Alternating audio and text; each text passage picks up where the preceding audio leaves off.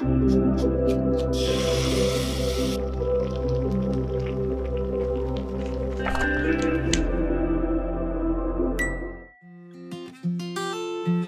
이스라엘, 들으라 이스라엘 빼놓을 수 없지 않습니까? 어떻게 생각하시나요? 갑자기 그게 성우사님, 예. 저희 드디어 신명기 예. 끼니 본문이 넘어왔습니다. 예. 어떤 책인가요, 신명기는? 신명기는 일단 말뜻 자체가 신은 거듭 신자를 말하는 거고 명령할 명 그리고 기록할 기. 매울 신이 아니고 매울 신도 아니고 새로운 신도 아니고 그것도 아니군요. 거듭 명령을 잘한다는 뜻이고요. 되풀이해서. 예, 그러니까 새로운 명령을 주는 게 아니라 이미 율법을 주어졌지만 1세대가 이제 다 이제 죽고 2세대만 남았기 때문에 2세대에게 다시 한번 명령을 들려주는 이러한 이야기입니다. 그러니까 시내산에서 이미 모세가 받았던 예. 그 율법의 말씀을 예. 다시 한번 예. 얘기해 주는 거군요. 그러니까 출애굽을 하고 나서 그러니까 이 사람들이 처음에는 이제 가데스 바네까지 가서 정탐꾼을 보내고 그리고 정탐꾼을 보낸 다음에 믿음 없는 소리를 해서 40년간 광야에서 이제 돌아다니다가 이제 모압 평지 이 앞에 와서 가나안을 바라보면서 모세가 하는 이제 이런 이야기입니다. 사실 토라의 이 마지막 책이잖아요. 뒤에 이제 뭔가 구약의 앞으로 그 진짜 벌어질 스토리, 가나안 땅. 그 언약의 땅에 들어가서 있을 일, 뭔가 그 사이를 연결해주는 책이라는 느낌이 좀 드는 것 같아요. 그렇죠. 좀 전에 말한 것처럼 이제 다시 한번 들어가기 직전에 이 율법을 말하면서 율법을 새롭게 다시 한번 재해석을 해주는 거죠. 이제 그러고 모세가 이제 이 가나안 땅으로 들어가지 못하고 결국 거기서 이제 죽게 되기 때문에 어떤 모세의 마지막 정말 전하고 싶은 모세의 애절한 마음, 간절한 마음 이런 게 들어가 있는 책이라. 보통 이제 신명기는 그 모세가 3편의 설교를 한 것이라고 보고요. 첫 번째 설교가 이제 1장에서 4장까지가 첫 번째 설교. 그 다음에 5장에서 26장인가? 숫자에 26장까지가 두 번째 설교. 27장부터 이제 31장까지가 이제 세 번째 설교. 그 다음 나머지 부분이 모세가 이제 죽기 전에 마지막 했던 어떤 노래와 고별사라고 이렇게 보고요.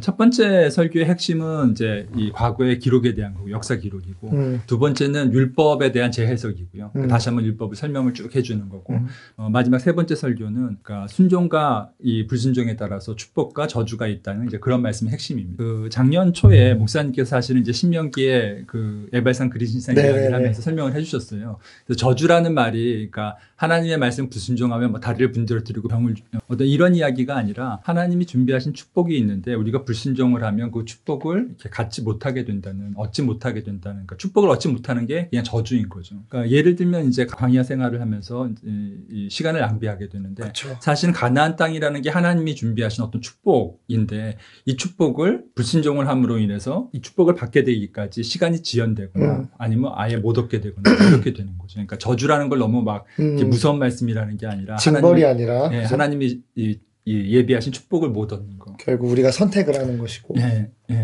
그래서 보면서 계속 우리도 똑같이 생각을 해야 될 것 같아요. 그러니까 우리가 사실은 하나님의 말씀이 있을 때 그 말씀을 불순종함으로 인해서 40년이라는 세월을 낭비할 수도 있는 거거든요. 그렇죠. 하나님께서 예비하신 엄청난 관계 속에서 형제 자매들끼리 누릴 수 있는 축복, 뭐 재물의 축복, 다양한 축복들이 있는데 그런 걸 못 누리게 된다는 거고 심지어 40년 동안 그냥 우리의 인생을 낭비할 수도 있다는 그런 말씀이 되는 거예요.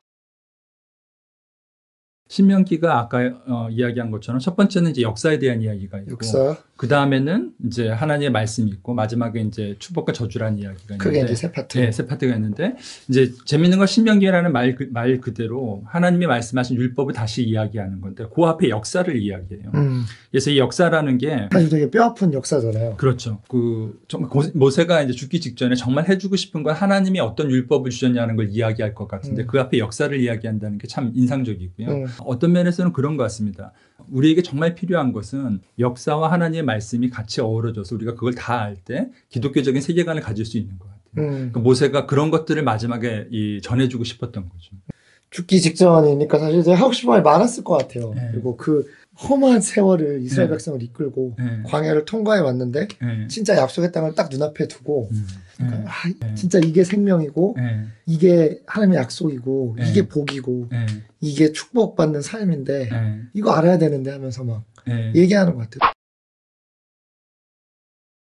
그러니까 마치 저희가 이제 이 땅에서 저희는 살잖아요. 그러니까 최종적인 그 약속의 땅에 들어가기 전에 이 땅에서 삶을 살아가는데 수많은 반성경적이고 비기독교적인 가치관들 안에서 저희는 네. 이제 하루하루 어떻게 보면 그 신명기 이후에 여호수아의 군대죠. 이 군대가 그 가나안 땅을 진격해서 땅을 정복하는 전쟁을 하는 것처럼 저희도 이런 그런 전쟁 가운데 놓였다는 생각이 들었어요. 그래서 신명기가 읽으면서 저희가 또 놓치지 말아야 될 포인트는 하나님의 말씀, 그 법 안에 있는 그리고 그 하나님의 생각이잖아요. 사실 법은 그 하나님의 생각 안에 우리가 거하면서 어떻게 전쟁을 싸워 나가야 하는지 이 관점을 좀 갖고 신명기를 읽어 나가다 보면은 이게 단순히 그냥 수천 년 전에 쓰여진 그 이스라엘 백성에게 주어진 법이 아니라 오늘을 사는 우리가 이 땅에서 전쟁을 하며 살아야 될지 좀 많은 힌트를 얻을 수 있을 것 같아요. 그래서 좀 기대가 됩니다. 그러니까 전쟁이라는 게 이제 정말 영적인 전쟁이 가장 중요한 거고, 이 가나안 땅으로 들어가서 맞닥뜨리게 될 게 가나안의 문화, 그러니까 세상 문화죠. 그 세상 문화와 싸워서 이길 수 있는 가치관을 가지는 게 중요한데 진짜 이 시대에 사는 저에게 되게 필요한 것 같아요.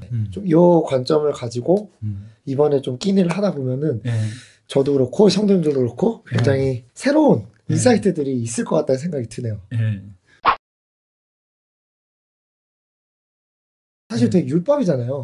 어떻게 보면 딱딱한 이야기고 뭐뭐 해야 된다, 뭐뭐 해라, 이러이러하다라고 명하는 내용이 너무 많다고 느꼈는데 하나님의 그 애절한 마음이 느껴지는 거예요. 그 아브라함과 맺었던 언약, 이스라엘 백성과 맺으신 그 언약, 또 사실 신명기 보면 나중에 그 갱신을 하시는데 이 과정을 보면서 아 진짜 이 언약의 하나님이 언약 백성을 어떻게 붙드시고 그 언약을 지키시는지 이스라엘 백성의 파트가 아니라 하나님의 파트에서 이 언약을 어떻게 막 놓지 않으려고 그 언약의 하나님의 그 사랑이 저는 좀 느껴졌어요. 그래서 사실 쉐마 이스라엘 하면서 너희는 마음과 또 뜻과 힘과 정성을 다 나를 사랑하라라고 하지만 뒷부분에 이제 저희가 또 신명기 묵상하다 보면서 발견할 것 같은데 사실 저희 힘으로는 그걸 할 수가 없잖아요.